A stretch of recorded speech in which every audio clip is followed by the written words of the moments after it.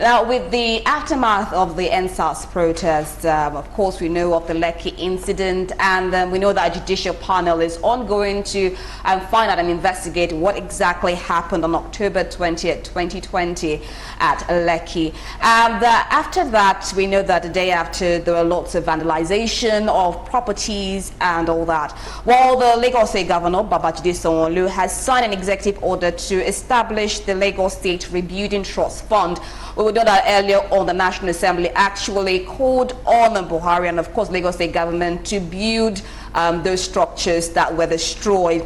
Now, he said the trust fund will look into rebuilding the state after suspected hoodlums destroyed public and private facilities in the state. The governor signed the executive order at the Lagos House at Lausa, Ikeja on Monday. Now, of course, the Speaker of the House of Representatives, Femi Gbajabiamila, had told Sanwo-Olu told him the state would need 1 trillion naira for reconstruction in the aftermath of the destruction caused by hoodlums who hijacked the SARS protest. That's about 1 trillion naira for the reconstruction. Let's have your take on this now. The government trying to rebuild these structures, these facilities that were destroyed when tensions were high. First of all, they had better disease from this, from hanging this rope of destruction on the neck of SARS protesters. There were two people from two different areas, representing two different interests. One public, the other private. All right? We were all monitoring from day one how it all, to the point where it became overtly. But sorry, you can't still remove it from SARS. No, just hold on. I'm driving somewhere. SARS started. He had his focus, he had his direction. And the structure could be seen. It was clean, it was decent, it was peaceful. And they were going. And then, you know, that's how God works. We saw the full SARS in its full blossom, in its full bloom for like 2, 3, 4 days. Yeah. You saw that this was unprecedented. It was not looking anything like NLC protest, like ASU strike, like the strike we used to go, no, this was clean for 3, 4 days until from the 5th or 6th day when we started seeing signs of infiltration. But even the infiltration was not natural. It was mechanical. We could see it. It's in the videos now where we started seeing hoodlums. I call them executive hoodlums. They were riding jeeps to join or to attack the SARS protesters. So you couldn't have said they were not SARS hoodlums. They were hoodlums sent to attack SARS protesters. That was the first strategy. But somebody will have told them, one of their things, a member of their thing, no, why are you sending? Let them enter the procession. And then from the procession, let them start attacking everywhere else. And that, it's changed almost immediately. I don't know whether you are following me, because you saw the first one, the first appearance of the hoodlums, anything hoodlum in this protest, was an attack on SARS, not on any infrastructure. It was when the public started raising alarm. Like they are coming from the, look at Jipo from, we saw it. Then it was like this change strategy. Rather than attacking them, no, we will lose. Let it look like they came from SARS to destroy infrastructure so we can quickly use it to clamp down. That's what happened at the end of the day. So anybody is using, well, like you said, I mean, that is what everybody will use. It was because of SARS that happened. Anyway, fine. But it didn't come from SARS protesters. So that happened. The destruction of public properties were not from those boys and girls. It had nothing to do with them. It was a monster that those who sent the hoodlums to attack the SARS protesters ab initio unleashed on themselves and on poor Nigerians and on those poor SARS protesters. Because if you look at it, okay, look at what happened at Lekki. Those children were there from morning till evening. They didn't destroy nothing. They were singing, they were enjoying themselves. The protest had a very decent outlook. Okay. Until night, when we started seeing all the drama, light went out. The CCTV were being removed. Would it be hoodlums that would go and put off lights? Would it be hoodlums that would go and remove CCTV? Would it be hoodlums that would, as one person said, I don't want to mention the official in government, who go and put on army uniform, enter army tank? Well, investigation on that is actually ongoing, and you were not there, neither was I there, but we saw videos online, so we cannot necessarily ascertain what exactly happened there. But we're looking at... Hold on, please. This thing we are all talking about was not something that was sent later. We were all watching live. Yeah. Live. It was not a video that was sent. We all saw it live. That's why the whole world can be outraged at the same time. So I'm talking about what we all saw live. All right. So is it hoodlums who entered armored tanks, wearing army uniform to kill people's children? No. Hoodlums who went to burn. So wait, you're trying to insinuate now that all those who destroyed those properties were not part of the SARS protest? They would never. Okay, let's just stop there because we can't necessarily ascertain that fact. Let me bring another perspective to exactly what happened as regards SARS. Okay. But before then, I want to first of all commiserate with those people that lost their lives. Our heart goes out to them, to the families. In Broglo, and my heart and sincere heartfelt to the families. All right. You know. You see, some of us, even though the final blame lays on the tables of our leaders. Okay. But somebody like me, I saw it as an insurgency, counter-insurgency issue. Right? How so? I will tell you. Over the period, in about, let's say about 4 years back, there had been a direct, not hiding, that attack on this government from a particular quarter. Okay? Everybody knows, and I'm not hiding it, and I will never hide it. I am never, and I will never be a supporter of this government, because I am not satisfied with what the government is doing. All right? But when we are looking at what happened recently, for it not to happen again, it is a kind of a fight between two elephants. Yes. One, the first one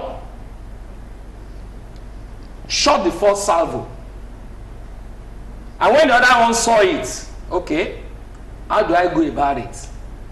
It too adjusted, because all of them had been eating in the same plate before now. Are you with me? All of them had been eating in the same plate before now. All right. And the first salvo that went, they looked at it. How do I shoot this? The first salvo, was it the SARS protest? Just wait now. No, I'm trying to wrap my head around You know, we have to be mindful of how you unravel some things, because these are security issues. Okay. But I'm talking from my own perspective, and that's why I said we have to put another perspective to it. Now, the issue is this: Black Lives Matters happened in America, all right, and the whole thing went viral. Then let us also see, here SARS troubles some people. Who are those people that SARS normally trouble? The youth. The youth. Now, who owns the platform to bring the youth together? I'm asking you, who owns? Do you understand? Okay, now so I understand the theory you're trying to propose. Do you understand? Yeah, what we're looking at now, I wouldn't want us to dwell on it because tensions were actually high during that point. And we're looking at the aftermath and all that. We're all trying to progress from this. Let's look at it as two parties were wrong. People were hurt, tensions were high, the properties were destroyed. Sure. And now we're trying to salvage all this and try and bring peace. So let's look at how to forge ahead and not dwell on this. That's why I wanted to end my story. Okay. And that's why I said initially, the whole blame is on leaders, not just government, on leaders. I always say it somewhere. I always say it everywhere. In my Ekiti dialect, they will say, that is, when you are eating,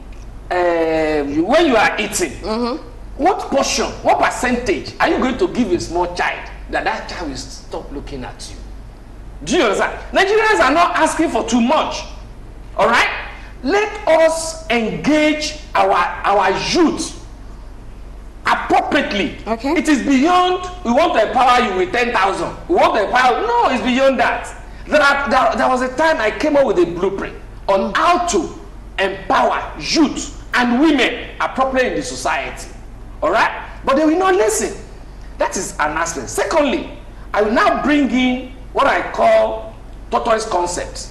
Okay. To this. Tortoise was invited to the party. And he has a wild card to bring in at least 10 people. He now went to that party with 9 people, making 10. Unfortunately, by the time he got to the party, it was remaining only 9 plates of food. Tortoise now said, okay, don't worry. Give my guest, don't give me. Shebi is their leader, all right? Leader. They now served the guest. He now went to the first one. Out of the 4 bean cakes there, he said, please give me one. She, you know I don't have. He took one. Remaining 3, right? He went to the second one, collected another one. That one remaining 3. His own is now 2. That's how he went around the whole 9 people. At the end of the day, he was having 9. And each of them were now having 3. Will they complain? They wouldn't complain. What I'm saying is, our leaders, political leaders, office holders, religious leaders, traditional leaders, economic leaders, every other leaders, they should always consider the people, the followers. They don't need much. All we want in Nigeria is light. Let us have cheap petrol to buy because it's our resources. Okay? Let us have good education. All right. Let us have good health. Let us have this. Look, imagine during the COVID-19 whatever. People were blaming that they were serving this in the north, but they are not serving in the south. Not knowing that some people were keeping something somewhere. It was only that period that they went into some warehouses, as some people were now telling some stories. As some people were saying, some people from another region that want to come and destroy the West. How can you be telling me that? What? Somebody will say, you want to come and attack my house and I will not defend it? No. No. Let us give what is Caesar's to Caesar. Then you now see everything going accordingly. Go to Ebute Meta in the morning. You will see graduates, able-bodied guys, nothing doing. Are there no potentials for wahala in the society? And you only need little thing to keep them busy. Let them keep their soul. Let them have good life. The moment they have good life, I mean, you two will be at peace. Well, all right, okay. The way forward, really. Yeah. The way forward, I want to quickly use the opportunity to let Nigerians know that there are some of us who are reaching out to the right quarters. And we want to ensure that we quickly intervene before it goes out of hand, because even there's been an ultimatum given to the government. You know, and we don't want to get to that point. All right. And so we've decided that we would set up, and that's the only option we have to achieve all the demands from the SARS Protest without going violent, without going combative. So we're going to set up committees across the MDAs. All right. Right. In which case we are not going to attack the issues with the relevant agencies and ministries, so that we look at the issues as they are, and we want to look at where we want to get to in a short while. So there will be low-hanging fruits, and then there will be the medium term and what have you. Okay. So those are the All right. things, and we need to do that now, which, well, thank God, thankfully we are already on that plow. But why we need to do, that's the only thing we can do now. That's the only way, this is the only time we can talk about it, and not just talk about it, go get it. So when you talked about those who are Ibutemet and who don't have job, we have them all over the place. But you see, like you also said, giving them 10,000 Okada and everybody salon or whatever they call them will not do anything at this point. That's not what they're asking for. All right. Well, from what we've deduced here, while it is actually commendable that, of course, reconstruction of those facilities that were burned, we would say that tensions were really high at that point in time. Dr. Diane, of course, yourself are still saying that what the people want is just a better life, better standard of living, and of course reduced cost of living. Just listen to the people, let the government be more attentive to the people. Of course, if we stall for the violence in the country, we've lost enough lives already. We don't need more lives to be lost. Let the government listen to the people so that the people can listen to